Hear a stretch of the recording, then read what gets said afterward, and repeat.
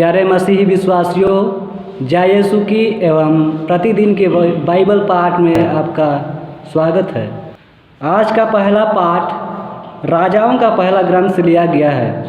अध्याय 11 पद संख्याएँ 19 से 32 तक और अध्याय 12 पद संख्या 19। पाठ का मूल संदेश है, इस्राएल दाऊद के घराने से अलग हो गया। यरोबोआम किसी दिन यरूशलेम से निकलकर कहीं जा रहा था कि रास्ते में उसे शीलोम का नबी अहिय्याह मिला। वे दोनों मैदान में अकेले थे। अहिय्याह एक नई चादर पहने हुए था। उसने अपनी चादर के 12 टुकड़े किए और यरोबोआम से कहा, 10 टुकड़े ले लो, क्योंकि इस्राएल का प्रभु ईश्वर यह कहता है, मैं सुलेमान के राज्य के 10 वंश उसके हाथ से छीनकर तुम्हें देता हूँ। मेरे सेवक दाऊद और उस यरूशलेम के कारण, जिसे मैंने इस्राएल के सब वंशों में से चुना था, वह एक ही वंश रख सकता है। इस प्रकार इस्राएल दाऊद के घराने से अलग हो गया और आज तक ऐसा ही है। प्रभु की वाणी। ईश्वर को धन्यवाद। और आज का सुसमाचार पाठ संत मार्कुस के अनुसार पवित्र सुसमाचार अध्याय 7 पद संख्याएं 31 से 37 तक से लिया गया है। वचन कहता है, यीशु तीरुस प्रांत से चले गए। वह सीदोन होकर और देकापोलिस का प्रांत पार कर गलीलिया के समुद्र के पास पहुँचे।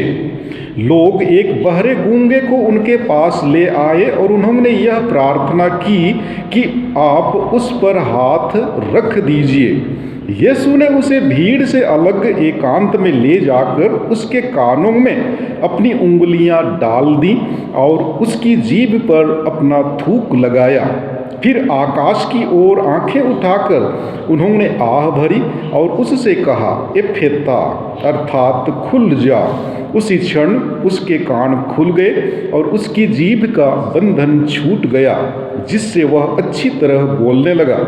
यीशु ने लोगों को आदेश दिया कि वे यह बात किसी से नहीं कहें, परंतु वह जितना ही मना करते थे, लोग उतना ही इसका प्रचार करते थे। लोगों के आश्चर्य की सीमा ना थी। वे कहते रहते थे, वह जो कुछ करते हैं अच्छा ही करते हैं। वह बहरों को कान और गूंगों को वाणी देते हैं। प्रभु का सुसमाचार। हे ख्रिस्ती, तेरी स्तुति हो। प्यारे मसीही विश्वासियों, प्रार्थना हमारे जीवन के लिए बल है। यीशु ने जो भी कार्य किए प्रार्थना करने के बाद ही किए। उनका प्रेम किसी एक व्यक्ति विशेष से नहीं जुड़ा हुआ है, बल्कि उनकी नज़रों में सब मानव जाति एक हैं। आज यीशु बहरे गूंगे को चंगा करते हैं, जिससे लोगों का विश्वास और बढ़ जाता है। इसलिए तो प्रभु यीशु उन्हें एकांत में ले जाते हैं और लोगों के छिपे हुए रहस्य को जानने की इच्छा रखते हैं। इस प्रकार के छोटे छोटे तरीकों से यीशु हम सबों को आकर्षित करते हैं, जिससे उनका गुणगान कोने कोने में गूंजता रहे। आज के सुसमाचार पाठ में जब यीशु उस बहरे व्यक्ति को चंगाई करते हैं, तो सभी कोई उनके महान एवं अच्छे कार्य को देखकर उनकी प्रशंसा करते हैं। यीशु ने उसे एकांत में ले जाकर उससे कहा, एफेता, जिसका अर्थ है खुल जा, और वह चंगा हो गया। कभी कभी हम लोग हमारी पूर्व धारणाओं, गलत धारणाओं और गलत निर्णयों के चंगुल में फंस जाते हैं। ईसा के शब्द एफेता हमारे हृदयों में गूंजे, जिससे हम खुलें एवं आंतरिक रूप से चंगाई प्राप्त कर सकें।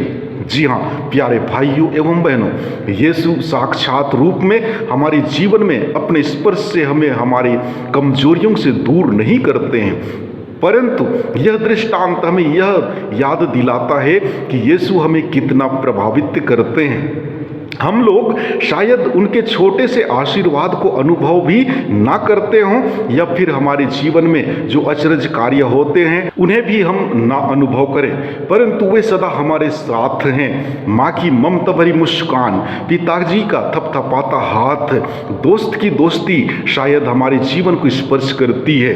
यीशु उन्हीं के द्वारा अपना स्पर्श हमारे पास भेजते हैं ताकि हम अपनी दैनिक घटनाओं की परेशानियों से उबर सकें। यह दृष्टांत हमें यह याद दिलाता है कि हम सदा ही अपने विश्वास में दृढ़ रहें, क्योंकि वे सदा हमारी प्रार्थनाओं को सुनेंगे और हमें हमारी विपत्तियों में कभी नहीं छोड़ेंगे। अंधे और गूंगे व्यक्ति का विश्वास भी इसी प्रकार है, जो हमेशा श्रद्धा रखता है कि उसकी इच्छा जरूर पूरी होगी। अतः आइए हम भी ईश्वर की वाणी को दूसरों में सुनने का प्रयास करें। शायद ईश्वर किसी के मुस्कान, परामर्श में या किसी के सांत्वना भरे शब्दों में हमें संदेश देना चाहते हैं।